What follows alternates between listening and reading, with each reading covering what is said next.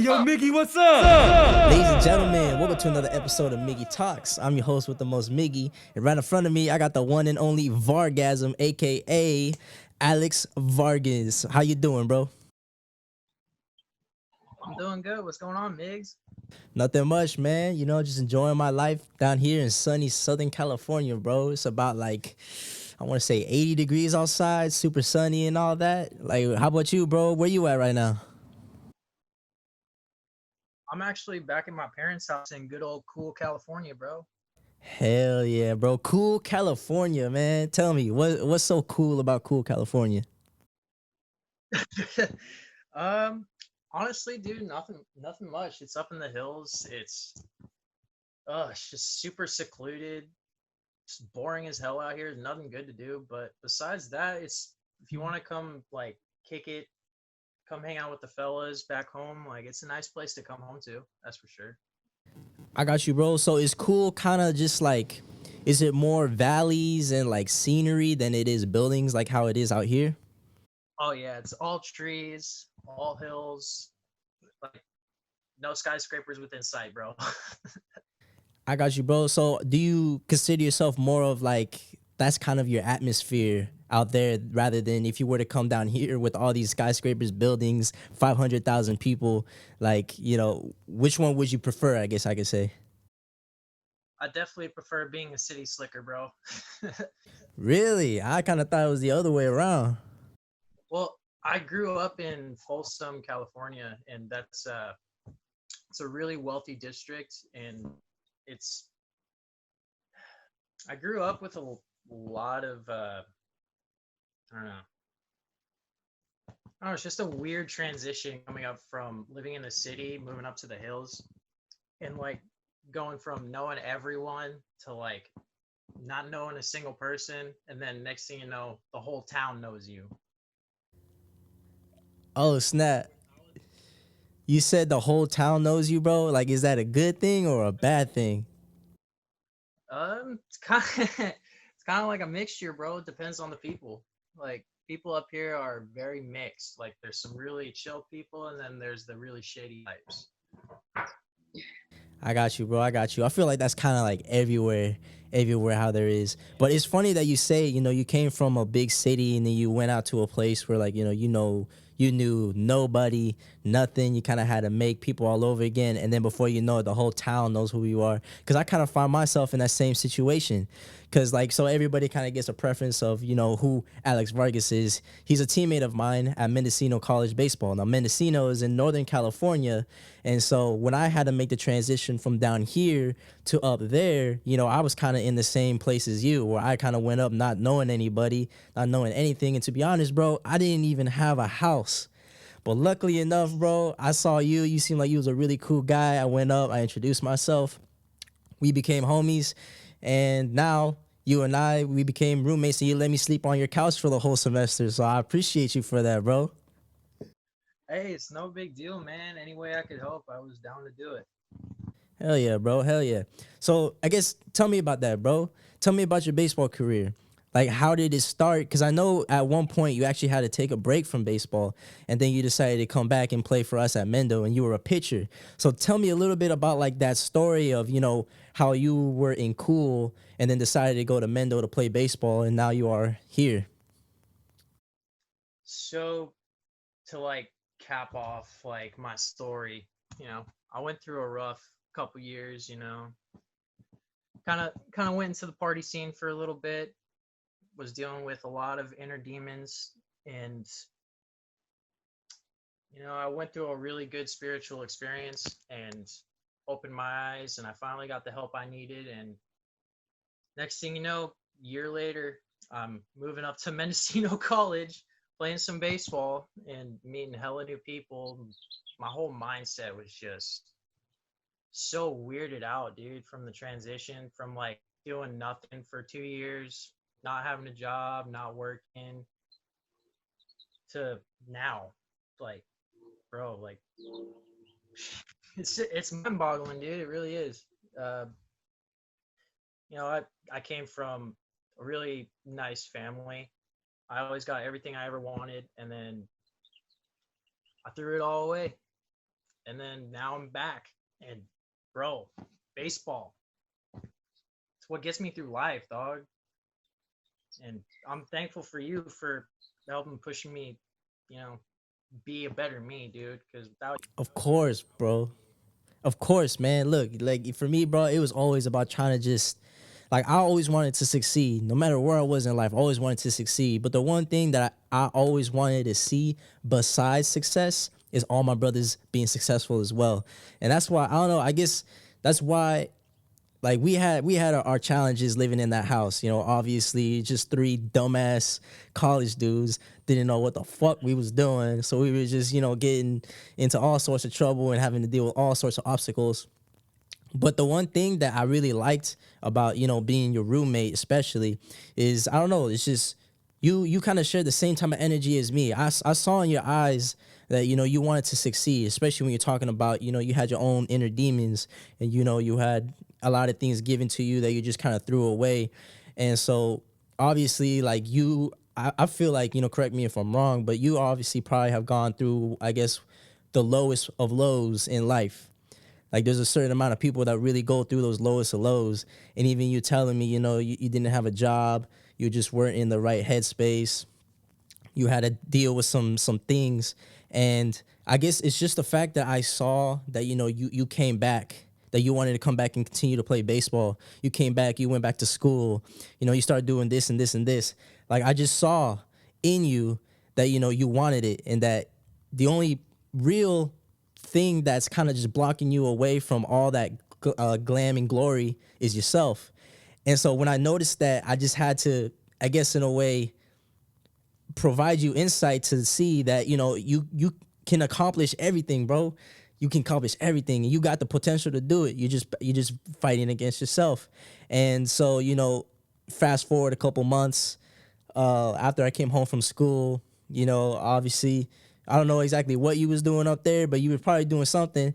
And now you got a job, bro. And from what it looks like, bro, you got one of the most favorite jobs you've ever had. Like you smiling, you are positive. I see you on your social media, bro. Like, you're spiritually awoken Varg man now. Like, tell me about that, bro. Tell me about how you got this job, what this job is, and why this job is just like, it just fits you perfectly. dude, so I've been around, you know, uh, tobacco and pipe glass and all that stuff, smoking paraphernalia, practically my entire life. My family has, been on that side before, and you know, I was talking to my boy Timmy about like a month ago. Hey, dude, you work at a smoke shop. You should hook me up with a job, bro. And dude, a month later, he hits me up after talking to his boss. He's like, "Yo, come in for an interview tomorrow." And I'm like, "Okay, for sure." Go into that interview, talk to the boss man, and I asked him if he needs my resume. He's like, "No, I don't need your resume. Timmy is your resume." So Oh, got that on the right on the Dang. spot. so it's not about what you know, it's about who you know. Yeah, and it also helps too that I do know a lot about the product that's in the store, but having that little extra push from a homeboy, it helps out a lot. So Hell yeah, bro. definitely a job. Nice, bro. So now you working with, like bongs and pipes and like pretty much all the smoking utensils, right? Yes, sir. Dang, okay. So that's kind of just like that's just your atmosphere. And so is this job kind of I don't know, like how has getting this job just changed your life or changed your outlook on life? It's definitely it's changed my interpersonal skills. Just within the 2 days I've worked with people, dude, like talking to customers every day, just putting on a happy smile, Hey, how you doing? How's your day going? What can I help you with today? You know? And I don't know. I haven't had to do that in a long time, dude. You see me whenever I get sad. I got a scowl on my face. I'm not smiling. You feel my energy. My energy is different when I'm in a mood. And so as soon as I hop in that store, it switches, clicks. And like I may mess up here and there, but I got a boss who's hard enough on me, but is also chill enough with me to where, I actually learn and keep shit in here for once. Hell yeah, bro. Hell yeah. I think that's very important, and it's a very good skill to have, to just be able to openly be vulnerable with people, to just, ask them how they're doing, to be able to connect, to be able to network, because you never know who you meet in life, and you will never know unless you actually go up and say something and, start a conversation. Because like, it seems like, that's something that was definitely out of your comfort zone. You weren't very comfortable with just being open and talking to new people. So has this job just started to make that so much more easier? And I know you've only been working for 2 more days, but do you kind of see yourself in the future being a little bit more open and a little bit more driven to try to get to know somebody that you've never met before? Yes, every single day, my boss is always telling me, as soon as you are in the middle of their transaction, always ask them how their day was. Being more vulnerable with people is something I struggle with very hard because I have been screwed over by a lot of people. Like when I was down in the ditches at my lowest point in life, I was with people that took advantage of me. And it's hard to get out of that mindset of, everyone's going to leave, everyone's going to take advantage of you. You got to just stick to you and do what you think is right. Exactly. Sometimes your way of thinking though isn't the correct way to go. Cause like with me, I second guess myself a lot. And the way my friend Frank put it, with bad decisions, I don't hesitate 1 second. But with good decisions, I always hesitate because I don't know if I'm going to be able to succeed or not. Dang. Okay. So with bad decisions, you don't hesitate, but with good decisions, you always second guess yourself. Why is it that you second guess yourself when you think you're going to make these good decisions? Is it because you're scared that it's a good decision, that is kind of something different? Because most decisions you make aren't necessarily the greatest decisions, or like what? Why do you second guess yourself? So there's this word that you mentioned earlier. There's my two P's: potential and pressure. That's that's what's always in my head all the time. I hear it from every single person I ever talk to, like throughout my life. They always say, "Oh, you have potential. Oh, you can handle the pressure. You've always been good at handling pressure." You know, like it felt like that for a long time, dude. That I could push through anything, and then I went through that bad couple years, and then I finally hit that low, and it's just like I don't have any potential. I can't handle pressure, and now it's starting to feel like I can, dude. Like for once in my life, I feel strong and I feel capable. I have the support system that I need to get me through the day now, and it's a lot different, man. A lot different. I got you, bro. And what is that support system? So right now, I got my parents, I got my best friend Timmy. I got my girlfriend who has been by far the light of my life in the past 4 months. She's the one who pushed me to get a job. She's the one who pushed me to go back to school. Supports me in everything I do. She spoils the shit out of me too, so that helps. It's just having those people that love you and know that you're doing good and you're trying. Just the fact that you're trying, dude. Compared to like where I was those 2 years ago, it's crazy. So it seems like for you, it's the people that surround you, that lift you up, and that drive you forward. That's like the biggest thing for you. And so I'm guessing, maybe correct me if I'm wrong, but maybe in your low points you weren't surrounded by so much love. You weren't surrounded by like that backbone. Because for you, everybody is different, Like I know for me personally, a lot of the things that I've accomplished thus far are all things that I was just able to mentally tell myself, look, like, you know, if you want this, this is what needs to happen. So this is what you got to do. Whether I had people support me in it or not. Like I've had family members that didn't support my music career, let alone I performed at my talent show and I had two other shows after that, and I released a bunch of music and I have a music video with over 1,000 views. So that's something that, like, you know, I had to push myself to do because I didn't have my family to back me up or anything like that. And even in those moments, bro, even though I was able to do it, it was still really hard because family and, like, you know, girlfriends and just people, best friends, those are like the backbone to me. So even though what I was doing, I knew I had potential to achieve it, it was still kind of in the back of my mind, like, damn, like, you know, my mom and dad, they don't support this. Is this really gonna get me anywhere in life?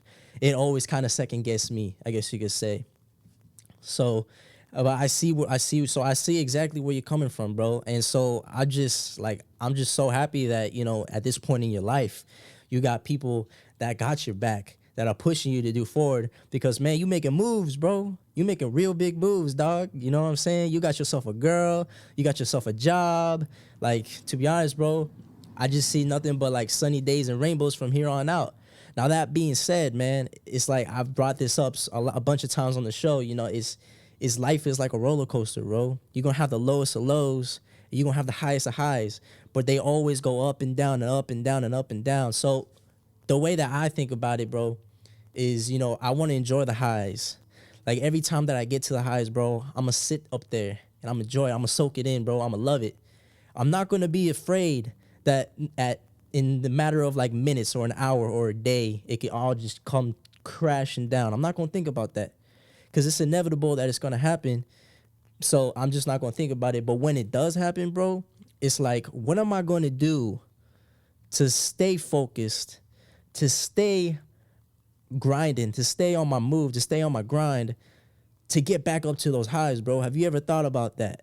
Like, what happens if shit just goes south, like real quick? Like, what is something that you're gonna take from your past low points to help get you back up to, you know, on your feet and keep rolling again? So key for me, I gotta stay busy all the time. If I'm not busy, my mind starts going places that it shouldn't go. It's that whole second guessing thing that we were talking about. You know, staying busy is what, you know, gets I'd say it gets anyone through life, really, because like you're not thinking when you're busy. It just comes automatically when you start getting into that flow and that rhythm of life, you know.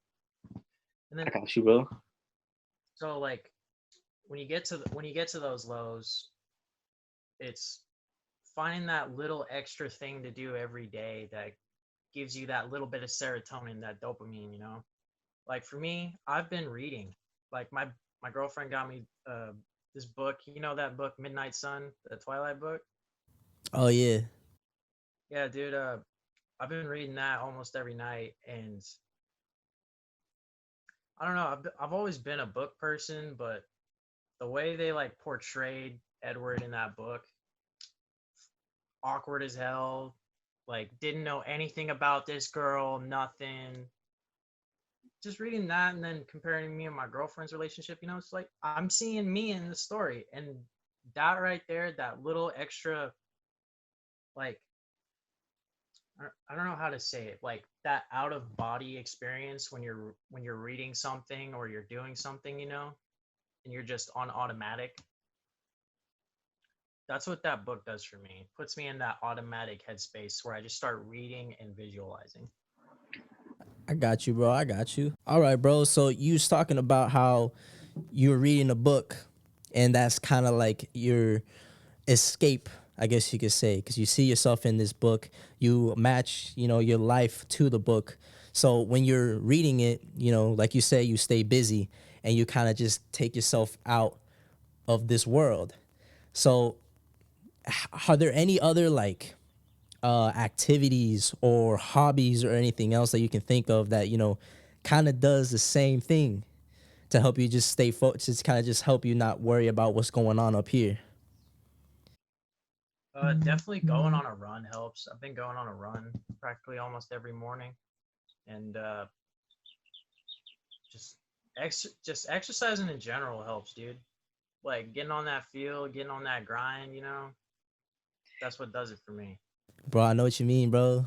I mean, I be doing the same thing too. Like for me, the gym is my escape. And how's that running doing? How's that running going for you, bro? Because I know when I was back living with you, I'd always try to get you on the run. And man, sometimes I feel so bad, bro, because we'll go one way, we'll get to where we wanted to go. You're over here just fucking dying on the side. And I'm like, man, how the hell we gonna get back? Like, how is that going for you, bro? I mean, I'm not dying when I get to my 1.5 mile mark anymore. There you go, bro. I'm happy.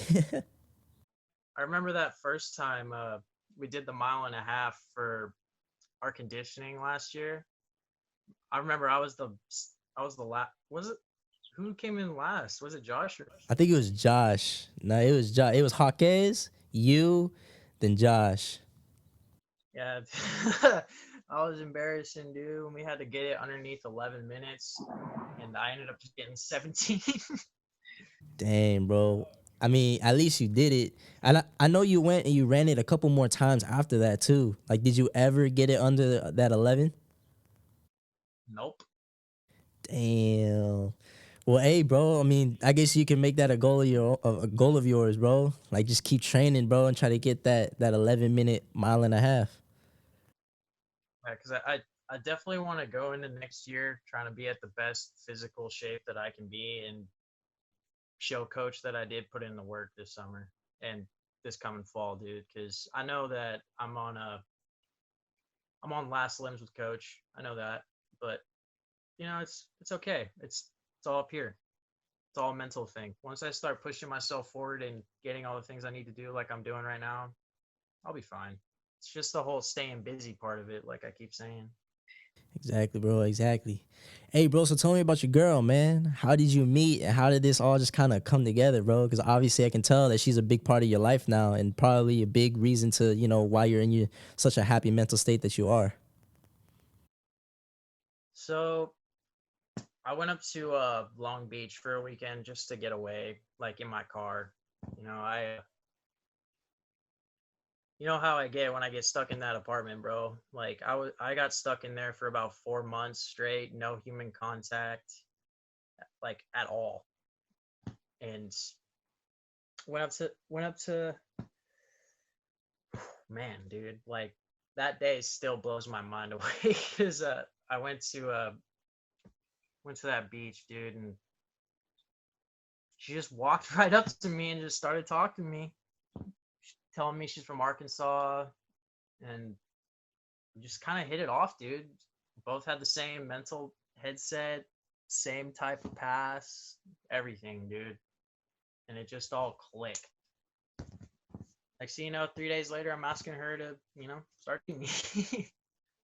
Damn, what? So you telling me that you just went to the beach one day and you was just chilling and she came up to you and you guys just figured out that you guys are both kind of in the same boat of life and it just clicked. What the fuck? Yeah, dude. The cool thing about it. Oh, I'm sorry, I got to decline that phone call. Dude, those first few days, like we have like hadn't done anything like in that sense. You know what I mean? Yeah, I know. I got you. But dude, it's just been like all emotional and all spiritual and like everything that I needed in a relationship. A person who pushes me every single day to be the best person I could be. I never had that. I always had a person that I had to make sure was okay on the inside at all times. Damn, bro. What? That's crazy, bro. I'm happy for you, man. That's damn. I guess that's kind of like what I'm kind of looking for too. It's just something that will just you stumble upon that you don't go looking for. You know what I mean? I do. It's like she wants to go everywhere, bro. Like she literally drove me up to Oregon just to see my gamer buddies, dude. in one night. Like we drove the 7 hours there, and then she drove the 7 hours back that same night, just for me to see my gamer buddies in a different state. What? Damn, bro. So what have you done for her, bro? I've taken I've taken her to Santa Rosa. I've taken her to a few places. I've showed her my hometown here in Cool. She's met my family. She actually spent Christmas here. Really? Yeah, she got Yeah. to meet practically my whole dad's side of the family. Met a couple of my siblings. Like I've done I've done a bunch of little stuff for her, but she's like gone above and beyond and just done big stuff for me. Like, you know? I got you, bro. Bro, one thing that I've learned is it's not like the amount that you put in. Like from what I heard, bro, it's the little things. You know what I'm saying? It's like maybe every once in a while you see her, you pick her a flower, or maybe you write her a nice little love card, or you just let her know how much she means to you, how much you appreciate her for being around, and how much of a better person she's helped you to become. Because in a relationship, bro, at least for me, I'm always thinking, you know, if I find somebody, I want to be able to push them to achieve goals that they've always had, at the same time, then to push me to achieve goals that I'm trying to achieve. You know what I mean? Like I feel like that's just very, very important, and it seems like that's something that you've found. I mean, so far so good, man. So far so good. That's good, bro. That's good. I'm happy to hear that, man. 4 months here on Valentine's Day, actually. 4 months on Valentine's Day? Yeah. Hell yeah, bro. What you gonna get her for Valentine's Day? You don't gotta worry about it because this episode is probably gonna come out way past Valentine's Day. So in case she watches, she's not gonna find out. But I don't know, man, to be honest. I was thinking about getting some flowers ordered to her because she lives in Arkansas, right? And she's not going to be here till at least March 14th, maybe 15th. And plan on buying her some flowers and getting them sent to her house, or like getting her a box of chocolates sent to her house. Just getting something sent to her that she knows that I'm thinking of her every single day, bro. I do. Like, there's those weird moments where I'm in the car and I have a nice song on that we both listen to all the time, and like there's this one high octave part where you sing it, and then I look over and I'm imagining her right next to me. I'm like, God damn it, she's not there. Hell yeah, bro. What song is that? Uh, Ain't Nobody Taking My Baby by Russ. Ah, what a G. My boy. Hell yeah, bro. Hey, man, I'm going to have to make you a playlist, bro. I'm going to make you a playlist so you can play with her in the car, bro. It's like I got a playlist where, when I'm in the green machine and, I got a lucky female with me, and we just scroll and we just riding at night. And, like, it's just going right by the beach. Like, I got you, bro. I got you on those vibes, bro. Say less. Yeah, I think that. Thank you. I got you, bro. I got you. Hey, man, so let me ask you, what are the next moves, bro? What are the next money moves in like the next 5 years, bro? How you gonna make your millions? So my moves right now, uh, I'm gonna currently stack up some bread, get a new apartment out here and some for right now, so that way I can stick close to my job.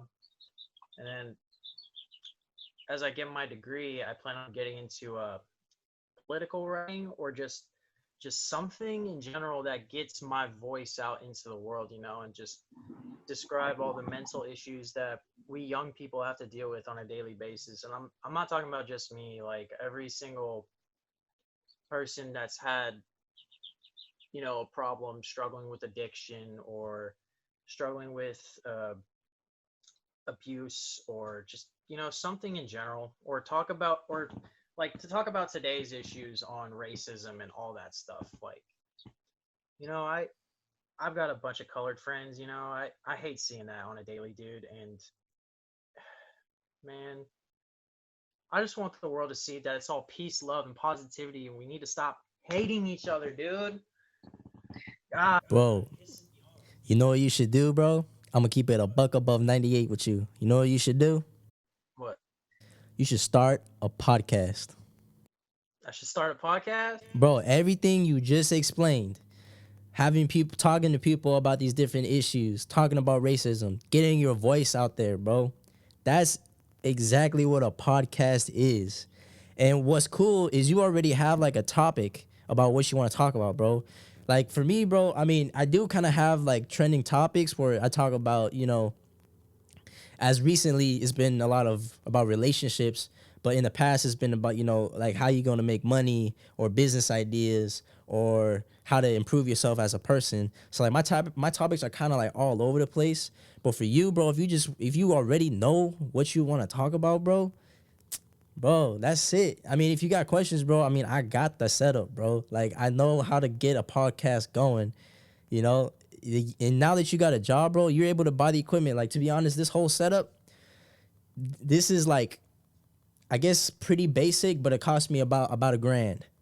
It was about a grand to get this whole thing like up and running, which isn't too bad, bro. Like a lot of podcast setups, they're a lot more expensive. But bro, everything you just told me, you need to start a podcast, G. You can get people on the show that are going through, these problems, and especially the topic that you're talking about. I can guarantee you there's like you're gonna have a huge audience for it because a lot of people go through these type of issues. You know what I'm saying? So bro, like start a podcast, man. Yeah, I'm definitely thinking about it now that you're the one who's pushing me to do it. Yeah, bro. It's perfect, bro. It would be honestly that would be perfect for you. I would definitely look into it. Yeah, I'll probably definitely save up next couple paychecks because, bro, I do want to get my voice out there as soon as possible because there's so, like there's gonna be a point in time where our generation's gonna have to take over our government, and how can we institute the right things to push our society into a better place, like right now everyone is always second guessing everyone, you don't know who, but like imagine a society where you know everyone loves talking to everyone loves knowing everyone. Yeah, It's not about the color of your skin, it's about the color of your blood and about who you are as a person. exactly. Just being authentic to yourself and being accepting to everybody about, who you are. Like it's crazy, bro. At my work, I see that shit all the time, bro. And I notice, especially at my work, there's a lot of really angry people for no reason. And of course, I got on my yellow vest with the Walmart logo. And so it just kind of gives everybody that target, like, oh, I'm having a bad day. I'm going to make sure he has a bad day too. Like, bro, I got stories on stories about how people I get cussed out. I straight up get cussed out. And I don't know why. I just show up to try to offer to, open up this lockup case so they can get, their deodorant. And they start cussing me out because, I showed up 5 minutes when they expect me to be there right away while I'm running around the whole store trying to open up things for other people. You know what I mean? And it gets to me, bro. Like, a lot of people think that words that they say, like it'll just go straight through a person, but that's not true, bro. Sometimes, like, I try my best to not let it get to me, and I do a pretty good job of it, for the most part. A lot of, like, I understand there's a lot of idiots out there, so what they say is just irrelevant to me.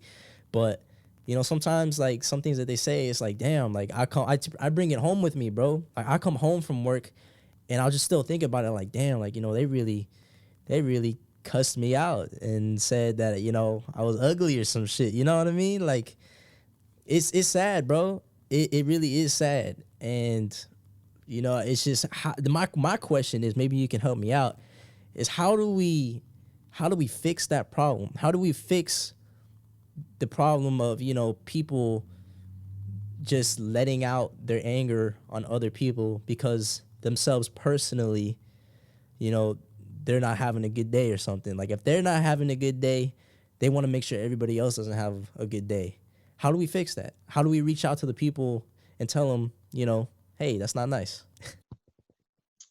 It's just getting the words out there, bro. Like the more it's preached, the more it spreads, the more it starts getting in tune with everyone.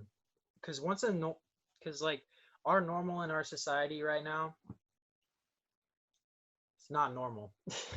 Yeah. And man, it's such a wide problem that it's not going to get fixed overnight, and it's going to Oh take a yeah. lot of time.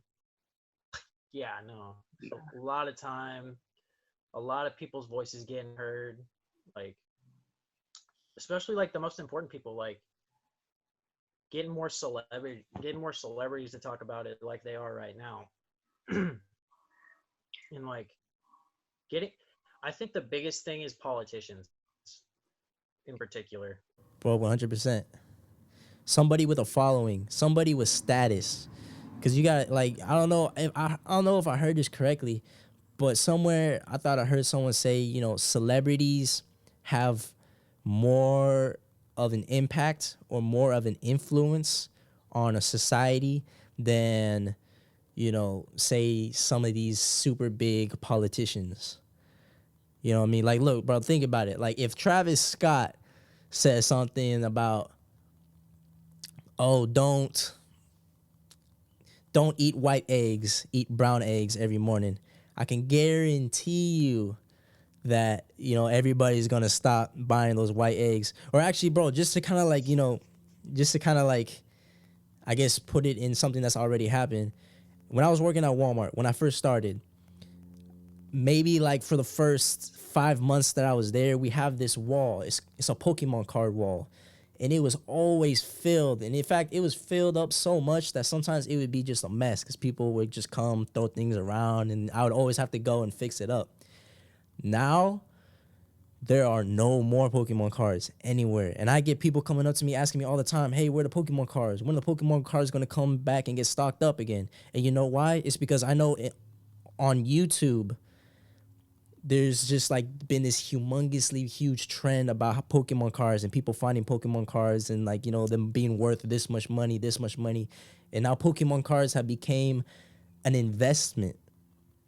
It's a source of investing. And so because of that, bro, now that we had this huge old aisle full of Pokemon cards, we just got this little space and there's never Pokemon cards there. Like that just kind of goes to show the fact that when these celebrities, when they create a trend, when all these celebrities start doing the same thing, the rest of society follows. So I guess it just kind of comes down to now, I guess, creating a system. If we can get to a point where we can create a system where we get all these big time A-list people, A-list celebrities to hop on the same idea or hop on the same train, then I feel like when that small group of people start doing something, the rest of society follows. You get what I'm saying? Yep, I do. Bro, I feel like that might be single-handedly one of the biggest, if not the only way that we can start changing society norms and what, like how society works. So, dang, that's crazy, bro. I just thought on that right now, bro. Damn, I bet you the government gonna come after me after I said that. But That's something I would want to ask you about though. Like, what do you think of the government actually being able to look through our phones, dude? Well, I don't know if they can actually look through our phones. I do know for some people, they have a government phone, like an actual phone provided by the government. And they tell me that there's certain things that they can and cannot do because the government sees it. However, with that being said, I don't know if it's necessarily the government that looks through your phones. I don't think it's necessarily the government that goes through your phones. But since it's technology, and how I feel like every other technology is, bro, I feel like hackers can go through your phones. I feel like it's not necessarily the government, but it's the hackers, it's the organizations, the people that are on the dark web that can go through your phone. And that's why, in a sense, bro, is any technology safe? Is somebody watching us right now? What do you think, bro? It's a little creepy to think about, dude. But like, yeah, you're right. I think, man. Don't think about it too hard, bro. Kind of put it in small words, man. Like piece by piece.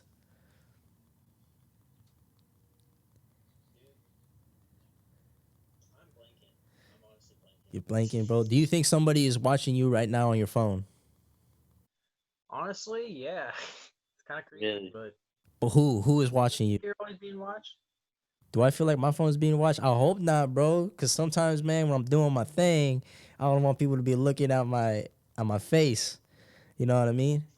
But I mean, then again, like I look good, so it don't really faze me. I don't know. I don't know. Do you think that, hackers, in a sense, hackers have all the power? I think they do, honestly. I mean, with just a few touches of a keyboard or off of even a phone, they can just take all of your credit card information if it's on your phone. They can take your ID number if they could. Like, you can find anything on the internet nowadays, dude. It's scary. That's true. That's true. And bro, isn't it insane that you can find anything on the internet, any situation you can learn, bro. You could learn how to start a business. You can learn how to not only start a business, but how to have a successful business and see how other businesses have become successful and how other businesses have failed. And yet, nobody's utilizing that information, bro. No.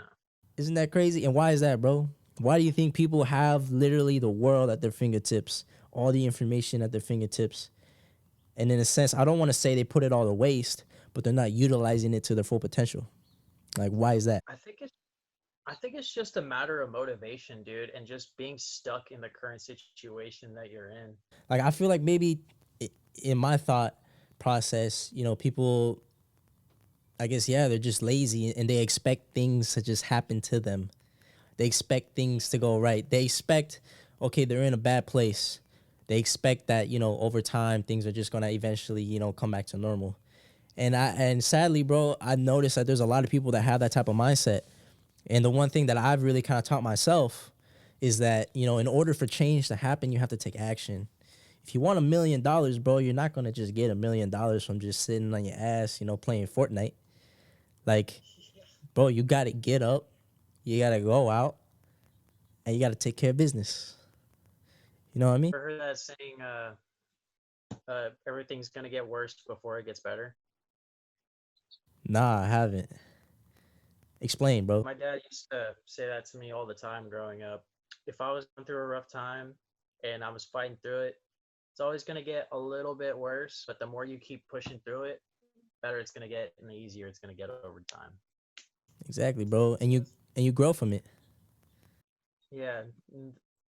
I think a lot of Americans these days are having a really hard time with that idea, and it sucks to see because I know America is the greatest country in the world, man. Amen. Freaking, it's just our society is just so one-minded and so, like, I don't have the right words for it, but we keep going into this same pattern of just constantly pushing towards the worst, I guess. I don't know. We always think the worst is going to come before the best. And I think that mindset is what pushes Americans towards the idea of today. If that makes sense. I got you, bro. I got you. Dang, bro. It's a lot of thought process going on. I'm trying. I got you, bro. I got you. Well, hey, bro, check this out, man. Like, look, bro, I really appreciate you coming on the show, man. Thank you for taking your time out of your busy day to go sit with your boy. Just have a good conversation, man. And it's crazy, bro. We touched up on a lot of different topics today.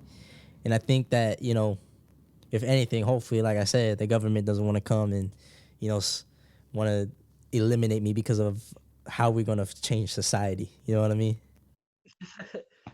I can tell you one thing, though. We be making them M's all day, every day. Soon enough, man. Hell yeah. We both making M's. They be making memes. We be making millions. Yes, sir. Yes, sir. Yes, sir. Hell yeah, bro. Well, hey, man, like I said, appreciate you coming on the show, bro. And keep doing what you're doing, bro. And let me know how that job goes, man. Let me know if you can get me on that discount. I got you, bro. It's good seeing you and good talking to you. Good shit. Good shit. All right, man. Y'all have a good rest of your day.